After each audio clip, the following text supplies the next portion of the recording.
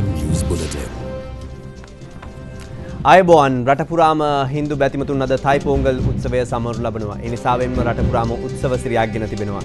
ඔවුන්ට සුබ පතමින් අද දින රාත්‍රී 8යි මෙසේ ආරම්භ වන්නේ. මම චතුර ආල්විස්. මුලින්ම ප්‍රධාන පුවත් සිරස්තල.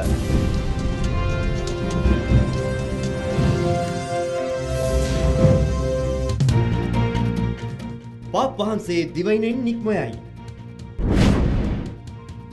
පක්ෂ සභාපති දුරය ජනපතිට දෙන්න හිටපු ජනාධිපති එකඟ වෙයි. පරාජයේ වගකීම බාරගෙන බැසිල් තනතුරු අත්හරි. යුරෝපා සංගමේ මාළු තහනම අද සිට.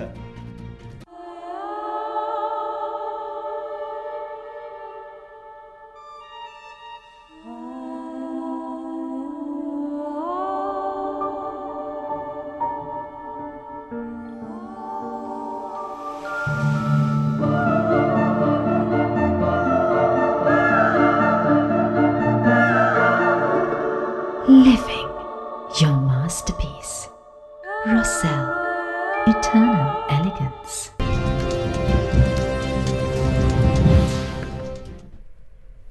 ශ්‍රී ලංකා නිදහස් පක්ෂයේ සභාපති ධුරය ජනාධිපති මෛත්‍රීපාල සිරිසේන මහතාට ලබා දීමට තමා එකඟතාව පළ කළ බව හිටපු ජනාධිපති මහින්ද රාජපක්ෂ මහතා පවසනවා. ඊයේ රාත්‍රී කතානායක නිල නිවසේ ජනාධිපති මෛත්‍රීපාල සිරිසේන මහතා සහ තමන් අතර පැවති විශේෂ සාකච්ඡාවේදීම තීරණයගත් බවයි හිටපු ජනාධිපති මහින්ද රාජපක්ෂ මහතා අද දෙරණට සඳහන් කළේ. ජනාධිපති මෛත්‍රීපාල සිරිසේන මහතා පැවති ඡන්ද විමසීමෙන් ජනාධිපති ධුරයට තේරීපත් වීමත් සමග ශ්‍රී ලංකා නිදහස් පක්ෂ තනතුරු සම්බන්ධයෙන් අර්බුදයක් හටගත්තා. පසුගිය 11 වෙනිදා ජනාධිපතිවරයාගේ නිල නිවසට රැස් වූ මන්ත්‍රීවරුන් පිරිසක් ශ්‍රී ලංකා නිදහස් පක්ෂයේ සභාපතිවරයා ලෙස මෛත්‍රීපාල සිරිසේන මහතාත්, ලේකම් ලෙස දුමින්ද දිසානායක මහතාත්, ජාතික සංවිධායක ලෙස ජනක බණ්ඩාර තෙන්නකෝන් මහතාත් පත් කරගත් බව සඳහන් කළා. කෙසේ වෙතත් එදිනම පස්වරුවේ රැස් වූ ශ්‍රී ලංකා නිදහස් පක්ෂයේ මධ්‍යම කාරක සභාව ඒකමතිකව තීරණය කළේ හිටපු ජනාධිපතිවරයා තවදුරටත් පක්ෂයේ සභාපතිවරයා බවයි. මේ තීරණය පසුගිය 12 වෙනිදා පැවති ශ්‍රී ලංකා නිදහස් පක්ෂ විධායක සභාවේද සම්මත වුණා. මේ අතර ඊයේ ජනාධිපති මෛත්‍රීපාල සිරිසේන මහතා සමග කතානායක නිල නිවසේ පැවැත් වූ විශේෂ සාකච්ඡාවකින් අනතුරුව පක්ෂ සභාපතිත්වය මෛත්‍රීපාල සිරිසේන මහතාට පැවරීමට හිටපු ජනාධිපතිවරයා එකඟතාව පළ කර තිබෙනවා. එමෙන්ම ජනාධිපති මෛත්‍රීපාල සිරිසේන මහතාට පූර්ණ සහයෝගය පළ කිරීමටද හිටපු ජනාධිපති මහින්ද රාජපක්ෂ මහතා එකඟතාව පළ කර තිබුණා. අප කළ විමසුමකදී හිටපු ජනාධිපතිවරයා පැවසුවේ ශ්‍රී ලංකා නිදහස් පක්ෂය වෙනුවෙන් ඉදිරියේදීද තමන් කැපවන බවයි. මේ අතර ඡන්ද ප්‍රතිඵල නිකුත්වීමත් සමග දිවයිනෙන් බැහැරව ගිය පාර්ලිමේන්තු මන්ත්‍රී බැසිල් රාජපක්ෂ මහතා තමා ශ්‍රී ලංකා නිදහස් පක්ෂ ජාතික සංවිධායක ධුරයෙන් ඉවත් වන බවට පක්ෂ මහලේකම්වරයාට ලිපියක් යොමු කරමින් දන්වා තිබෙනවා. කෙසේ වෙතත් තවදුරටත් තමන් පාර්ලිමේන්තු මන්ත්‍රී ධුරේ රැඳී සිටින බව බැසිල් රාජපක්ෂ මහතා ලිපියේ දන්වා ඇතැයි ශ්‍රී ලංකා නිදහස් පක්ෂ මහලේකම්වරයා අප කළ විමසීමකදී සඳහන් කළා. මේ අතර ශ්‍රී ලංකා නිදහස් පක්ෂ මන්ත්‍රීවරුන් පිරිසක් අද පස්වරුවේ ජනාධිපති මෛත්‍රීපාල සිරිසේන මහතා හමු වන බවට වාර්තා පළ වුවද ජනාධිපති මාධ්‍ය ඒකකයේ නිකුත් කළ නිවේදනයක දැක්වුණේ එවැනි හමුවීමක් සිදු නොවූ බවයි. ශ්‍රී ලංකා නිදහස් පක්ෂ සභාපති ධුරය ජනාධිපති මෛත්‍රීපාල සිරිසේන මහතාට ලබා දීම බලවත් වරදක් බව ප්‍රජාතන්ත්‍රවාදී වාමාංශික පෙරමුණේ නායක වාසුදේව නානායක්කාර මහතා පවසනවා. එම මහතා අද කොළඹ පැවති මාධ්‍ය හමුවකදී මේ බව සඳහන් කළා. මෙය මරණීය බරපතල වරදක්. මම කියන්න. මේ මරණීය බරපතල වරදක්. මම මෙතෙන්දී එක කතෘවරයෙකුගේ පොතක තිබුණු ශීර්ෂය කියන්න කැමතියි. Surrender is no option. Surrender is no option. මේ වැරදි තීරණය නොතකා මහින්ද මහතාගේ නායකත්වයට ලැබුණු ලක්ෂ ගණනක් ප්‍රගතිශීලී බලවේගයන් අපගේ ජනතාවාදී අරමුණු උදෙසා තවදුරටත් ඉදිරියට මෙහෙයවීම අපගේ වගකීමක් හැටියටත් අපි දකිමු. ලක්ෂණාංශකේ විසින් මෙහෙවන ඊනියා ජාතිකාණ්ඩු මායාවට අපි කවදාවත් හසු වෙන්නේ නැහැ.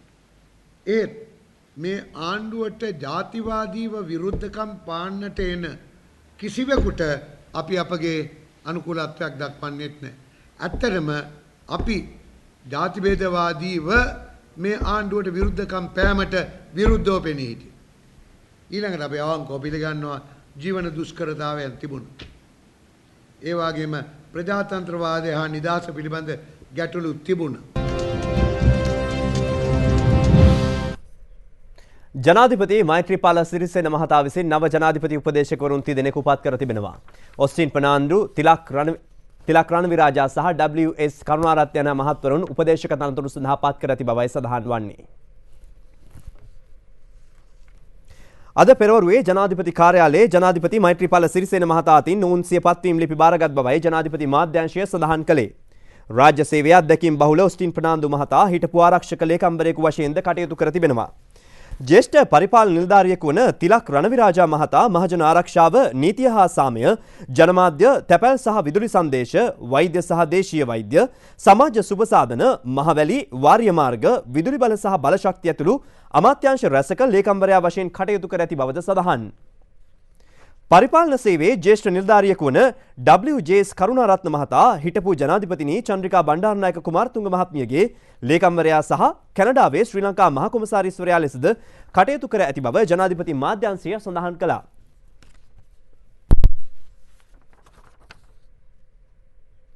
තෙදින නිල සංචාරයක් ආරම්භමින් දිවයිනට පැමිණි සුදුතුම් පියතුමන් අද පෙරවරුවේ පිලිපීනය බලා නික්ම ගියා.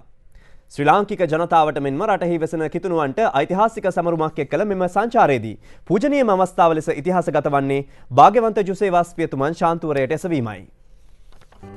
දිවයිනට පැමිණි සුදුතුම් පියතුමන් අද නික්ම යාමට පෙරත් ශ්‍රී ලාංකිකයන්ට ආශිර්වාද පළ කිරීමේ උත්සව කිහිපයකට එක්ුණා. මීගමුව බෝලබලාන ප්‍රදේශයේ ඉදිකරණු 16 වන බෙනඩික් සංස්කෘතික මධ්‍යස්ථානයේ අභිනව දේවස්ථානය සහ තවත් ගොඩනැගිලි කිහිපයක් විවෘත කෙරුණේ උන්වහන්සේගේ සුරතින්.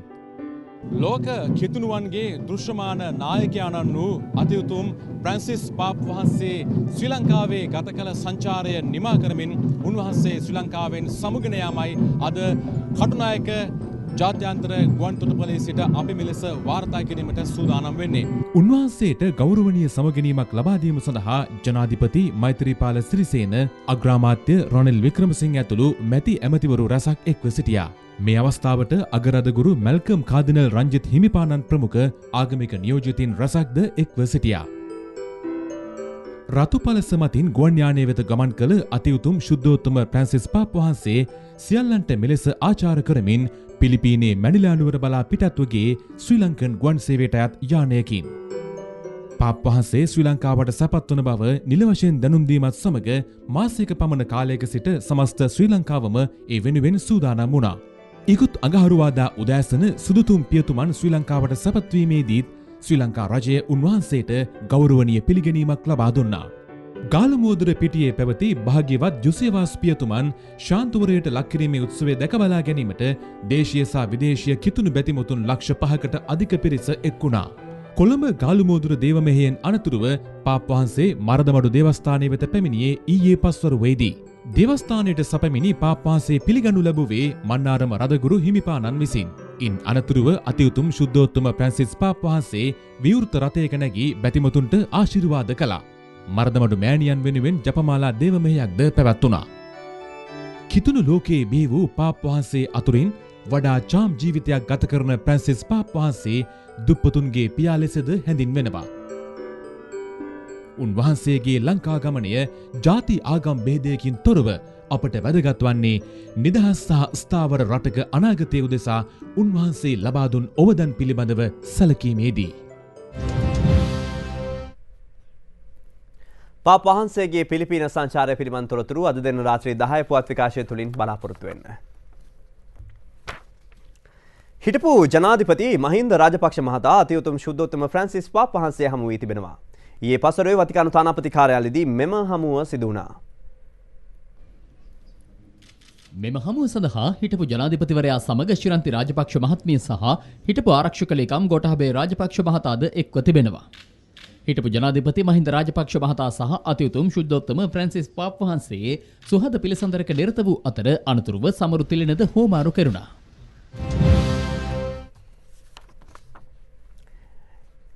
මධ්‍යම පළාත් සභා මන්ත්‍රී තිලින බණ්ඩාර තෙන්නකෝන් මහතාට පළාත් ප්‍රධාන අමාත්‍ය ධුරය ලබා දෙන්න ලෙස ඉල්ලමින් ප්‍රධාන ආණ්ඩුකාරවරයා වෙත අද සභික මන්ත්‍රීවරු 34 දෙනෙකු විසින් දියුණුම් ප්‍රකාශ ලබා දී තිබෙනවා. අප කළ විමසීමකදී මධ්‍යම පළාත් ආණ්ඩුකාර ටිකිරි කොබ්බෑකඩුව මහතා පැවසුවේ මෙම ඉල්ලීම සම්බන්ධයෙන් ජනාධිපතිවරයා සහ නීතිපතිවරයා සමග සාකච්ඡා කිරීමෙන් අනතුරුව තීරණයක් ගන්නා බවයි.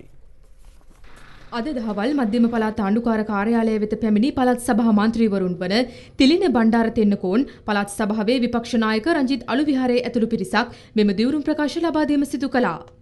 සිය දිවුරුම් ප්‍රකාශ මගින් මන්ත්‍රීවරුන් ඉල්ලා ඇත්තේ පළාත් ප්‍රධාන අමාත්‍ය ධුරය තිලින බණ්ඩාර තෙන්නකෝන් මහතාට සහ පළාත් අමාත්‍ය ධුරයන් විපක්ෂීය මන්ත්‍රීවරුන්ට ලබා දෙන ලෙසයි. දිවුරුම් ප්‍රකාශ පිළිබඳව තියෙන කරුණු කාරණා දැන් මම හොඳින් අවධානය යොමු කරා නීතිපති දෙපාර්තමේන්තුවත් සමගත් සාකච්ඡා කරලා මෛත්‍රීපාල සිරිසේන අධිකරු ජනාධිපතිතුමාගේ නියෝජිතයා හැටියට මධ්‍යම පළාතේ එතුමත් සමගත් මේ පිළිබඳව අවධානය යොමු කළා එතුමාගේ ආශිර්වාදය සහිතව තමයි ආණ්ඩුකාරයා ලෙසට මට ක්‍රියා කරන්න සිදු වෙන්නේ. එක්සත් ජනතා නිදහස් සන්ධානයේ ශ්‍රී ලංකා නිදහස් පක්ෂයේ අපේ මන්ත්‍රීවරු පිරිසකුත් එක්සත් ජාතික පක්ෂයේ විපක්ෂ നാයකතුමා ඇතුළේ කණ්ඩායමත් 34 දෙනෙක්ගේ බහුතරයක් ඉන්නවා තමයි විශ්වාස කරනවා. එක්සත් ජනතා නිදහස් සන්ධානයේ ශ්‍රී ලංකා නිදහස් පක්ෂයේ අනිත් මන්ත්‍රීවරුත් අපිත් එක්ක එකට එකතු වෙනවා. අපිට අවශ්‍ය වෙලා තියෙන මෛත්‍රීපාල සිරිසේන ජනාධිපතිතුමා පත් වුණාට පස්සේ අඩුම වශයෙන් මහනුවරට යම්කිසි සේවයක් වෙන්න අවශ්‍යයි. ඒකම පුද්ගලයා දිගටම ඉඳ ගියාපම ප්‍රශ්න ගොඩක් ඇති වෙනවා. පළාත් සභා මන්ත්‍රීවරුන් පිරිසකගේ මෙම ඉල්ලීම පිළිබඳව අද දහවල් පැවති ප්‍රවෘත්ති සාකච්ඡාවකදී මධ්‍යම පළාත් ප්‍රධාන අමාත්‍ය සරත් ඒකනායක මහතා අදහස් පළ කළා. මම ශ්‍රී ලංකා නිදහස් පක්ෂයේ කෙනෙක් විදිහට එක්සත් ජාතික පක්ෂයට බලය අරන් දෙන්න මම මගේ තියෙන දේවල් අයින් කරනවා. මෙහෙන් ඡන්දය දීලා අර පැත්තට ලියුම් දුන්න ගමන් මේ සභාව වෙනස් වෙනවා නම් මිනිස්සු ඡන්දය දීලා වැඩක් නැහැ. මේ අතර අද කොළඹ පැවති ප්‍රවෘත්ති සාකච්ඡාවකදී බස්නාහිර පළාත් ප්‍රධාන අමාත්‍ය ප්‍රසන්න රණතුංග මහතා පැවසුවේ ඌවේ බලපෙරළියමෙන් බස්නාහිර බලපෙරළියකට ඉඩ ලබා නොදෙන බවයි. ඌව පළාත් සභාව ගත්ත ආණ්ඩුකාරතුමා ගත්ත තීන්දුව පිළිබඳව අපි සෑහීමකට පත් වෙන්නේ නැහැ. ඒ නිසා අපි බස්නාහිර පළාතේ ආණ්ඩුකාරතුමාට හා ආණ්ඩුකාරතුමාගේ ලේකම්තුමාට ඒ නෛතික තත්ත්වය පැහැදිලි කරලා අපි මේ වෙනකොටත් ලිපියක් ලබා දීලා තියෙනවා.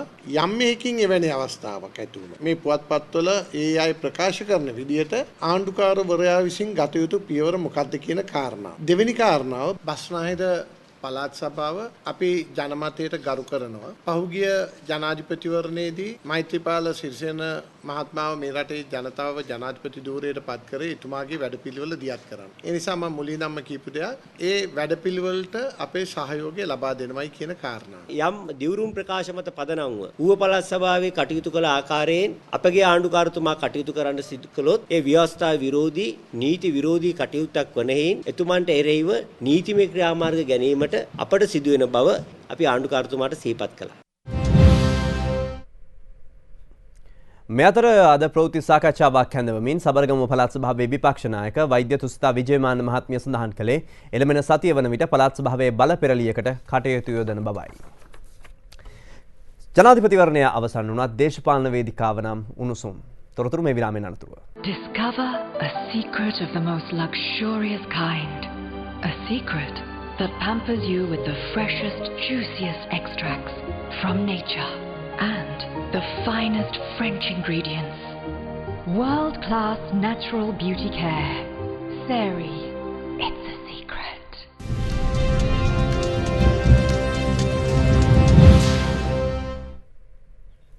ඉදිරියේදී සිදුවන වෙනසක් පිළිබඳව හිටපු විදේශ රැකියා ප්‍රවර්ධන අමාත්‍ය ඩිලන් පෙරේරා මහතා අද නව විදේශ රැකියා අමාත්‍ය තලතා අතුකෝරාල මහත්මියගේ අමාත්‍යාංශයේ වැඩබාර ගැනීමේ අවස්ථාවට එක්වමින් සඳහන් කළා. ඒ පිළිබඳව ඇතුළු මැති ඇමතිවරුන් පළ කළ අදහස් ගෙනෙන එකට එක විශේෂාංගය දැන්. සම්පූර්ණයෙන්ම ශ්‍රී ලංකා නිදහස් පක්ෂයේ හා සන්ධානයේ නම් කරන ලද අපේක්ෂකවරයාට එරෙහිව තරඟ කරන ලද අපේක්ෂකයෙකු ජනාධිපති ධූරයට පත් වුණාට ඔහු ශ්‍රී ලංකා නිදහස් පක්ෂයේ සභාපති ධූරයට පත්වීමට මේ ව්‍යවස්ථාව යටතේ නැහැ. මම වැඩ කරේ මහින්ද රාජපක්ෂ ජනාධිපතිතුමාට. මම පක්ෂ මධ්‍යම කාරක සභිකේ. නමුත් දැන් පක්ෂ සභාපති ලේකමුයි ඡන්දෙ ඉල්ලුවා. සභාපති පෙරදුනා. ලේකම් දිනුවා. ඉතින් අපි ලේකම් ගාවට ආවා. අපච්චි නැති වුණාම අඬනවා. හැබැයි ඉතින් අපච්චිට ආදරේ කියලා අපච්චිගේ මලකඳ ගෙදර තියාගන්න නැහනේ. යෝකියෝ වගේ අපච්චි මැරෙන්න ඉස්සෙල්ලා අපච්චි මරලා දාලා තල්ලු කරලා ඉල්ල දාන්නෙත් නැහැ. අපච්චි නොසලකා හරින්නෙත් නැහැ. හෙට දිනේ වෙනකොට තලත අතුකෝරළ මෙතනියගේ ආණ්ඩුවේ ජනාධිපතිවරයා අපේ පක්ෂයේ නායකයා වෙනවා. ඉතින් හෙට දිනෙන් පස්සේ පාර්ලිමේන්තුවේ අපි විරුද්ධ පක්ෂයේ ඉඳගෙන ඉන්නවා ඔබතුමියලාගේ ආණ්ඩුවට විරුද්ධව. පාර්ලිමේන්තුවේ එළියේ ඔබතුමියගේ ආණ්ඩුවේ නායකයා අපේ පක්ෂයේ නායකයා හැටියට ඔබතුමියගේ ආණ්ඩුවට විරුද්ධව සටන් කරනවා. මේක තමයි මම හිතන්නේ මෛත්‍රී පාලනයේ අද අලුත් තැනකට ඇවිල්ලා තියෙනවා. නාගමැති අද එක්සත් ජාතික පක්ෂයේ නායකයා ජනාධිපති ශ්‍රී ලංකා නිදහස් පක්ෂයේ හිටපත් වෙන නායකයා. ඒ අපිට එහෙමනම් අලුත් දේශපාලන ගමනක් යන්න පුළුවන්. දාවල පෙන්වන්නේ කැඳැලියක් වගේ දෙයක්. ඔව්. අන්තිමට ඒ වගේ ප්‍රශ්නයක් නැහැ. ඒ කැඳහැලියන් නොවෙන්න තමයි මේ යන්නේ. මොකද දන්නවද? එතුමා මෙතෙන්ට ගේන්න දහදියක් දැන් මිනිස්සු ගොඩක් එළියේ ඉන්නවා. එහෙමනම් අපේ ආණ්ඩුවටත් ඇද්දේ අර පිටින් ඇවිල්ලා 40ක් 50ක් ඇඳගෙන ගිනිච්ච ආණ්ඩුව. එදා සමහර කට්ටිය ආණ්ඩුවේ වේදිකාවලට නැගලා කෑ ගැහුවේ අයියෝ සිරිසේන කියලා විලාප දුන්නා. අද ඒ කට්ටිය අනේ සිරිසේන මාව බේරගන්න කියලා අද කෑ ගහනවා. එනිසා මේ එක්සත් ජනතා නිදහස් සන්ධානයේ හිටිය ඇමතිවරුන් ගණනාවකට විපක්ෂයේ ඉන්න විදිහට එක්සත් ජාතික පක්ෂයේ දැවැන්ත දූෂණ චෝදනා එල්ල කරා. ඒ ඇමතිවරු අද මේ වර්තමාන ආණ්ඩුවට සහාය පළ කරලා තියෙනවා. ඉතින් තමන් ළඟ ඉන්න තමන්ම දූෂිතයි කියලා චෝදනා ලැබපු අයගෙන් මේ ක්‍රියාවලිය ආරම්භ කළොත් පිවිතුරු අරමුණේ වර්තමාන ආණ්ඩුව ඉන්න බව මේ ජාතිය ඉදිරියේ පෙන්눔 කරත හැකි. ඒ වගේම තවත් පමා නොකළ යුතු කාර්යයන් තිබෙනවා. දැන් විශාල වංචාවට දූෂණයට තුඩුදුම් පිරිස් රට අත්හැරලා යමින් තිබෙනවා. අපි කියන්නේ ගුවන්තොටුපළ වහන්න කියලා නෙවෙයි. නමුත් අපි කියන්නේ මේවා ඔහේ නිදැල්ලි අත්හැරලා යන්න කිසිදු ඉඩකඩක් අපේ රට තුල නිර්මාණය වී තුනේ. විදේශගතව පලා ගිය ආර්ථික අපරාධකරුවන්ට ඔවුන්ට අපි කියන්නේ ඩුබායි වල හැංගුණා, මකාෝ වල හැංගුණා, හොංකොං වල හැංගුණා. ඒ සියලු දෙනාවම අපි එළියට ගන්නවා. මට නැති චෝදනා දාලා පැමිණිලි ගොනු කරලා මාව සිරපාරයට ගන්න නියෝග දීලා තියෙනවා. වෛරීය දේශපාලනයක් නොකරන മന്ത്രിවරයෙක් විදියට මම ඇත්තට මේ தત્ත්වය හෙලා දකිනවා. මේ විමල් වීරවංශ ඇමතුමාව අත්අඩංගුවට ගැනීමේ පූර්ණ ලක්ෂණයක්ද කියලා අපිට හිතෙනවා මේ එන්නේ. මේ කසකාරයා දෙන්න හදන්නේ කියලා අපිට හිතෙනවා. දකින්නවා කාටත් ඒක දේශපාලන අනාරකී කියන්න පුළුවන් එහෙම. දැන් ඉතින් අපිට පුළුවන් අපේ වීරවංශ මහත්තයට හොඳ විවේකයක් දෙන්න පොඩි කාලයක් නෙමෙයි අවුරුදු 20ක් විතර විවේක ගන්න පුළුවන් මෙතෙන් ඉඳලා අපේ වීරවංශ මහත්තයත් සුවපත් වේවා කියලා මම ප්‍රාර්ථනා කරනවා. නව රජයේ අලුතින් නමාති දුර බාරගත් මැති ඇමතිවරුන් කිහිප දෙනෙකු පිළිගැනීමේ උත්සව කිහිපයක් ප්‍රදේශ කිහිපයක පැවැත්වුණේ මෙසේයි. විදේශ රැකියා අමාත්‍යවරිය ලෙස තලදා අතුකෝරාල මහත්මිය අද සිය වැඩබාර ගැනීම සුබ මොහොතින් සිදු කළේ ශ්‍රී ලංකා මහ බැංකු පරිශ්‍රයේ 12 වන මහලේදී. මේ තනතුරු අපේ ගෙවල් වල හැමදාම තිබිලා තියෙනවා. ඒවා නැති වෙනකොටත් අපි ඉඳලා තියෙනවා.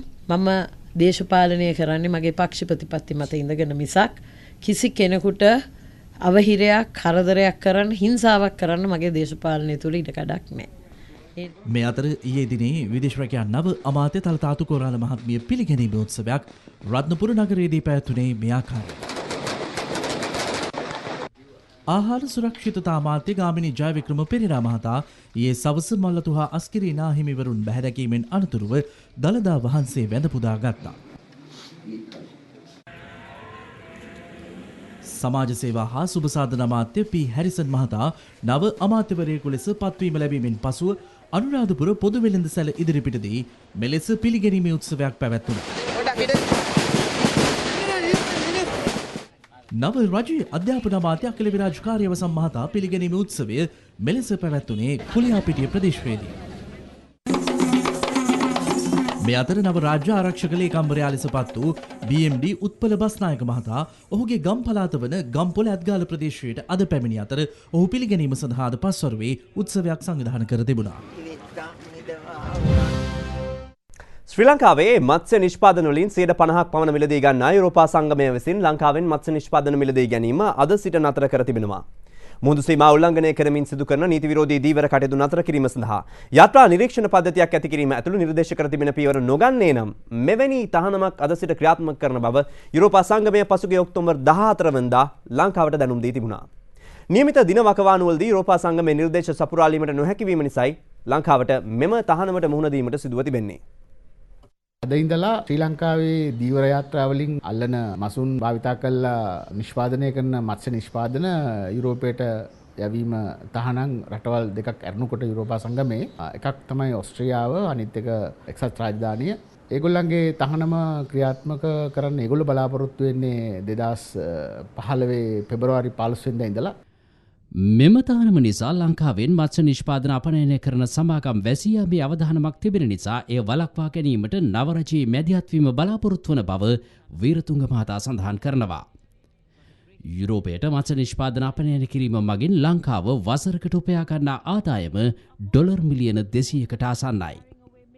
අපි බලාපොරොත්තු වෙනවා පැමිණි නව රජයත් නව දීවර ඇමතිවරයාත් එක්ක ඉතා ඉක්මනින් එකතු වෙලා මේ කටයුත්ත කාර්යක්ෂම නිලධාරීන් යටතේ මේ තහනම ඉවත් කරගැනීමේ වැඩපිළිවෙලට වහාම සේන්දු වෙලා ඒ කටයුත්ත අවසන් කරන්න.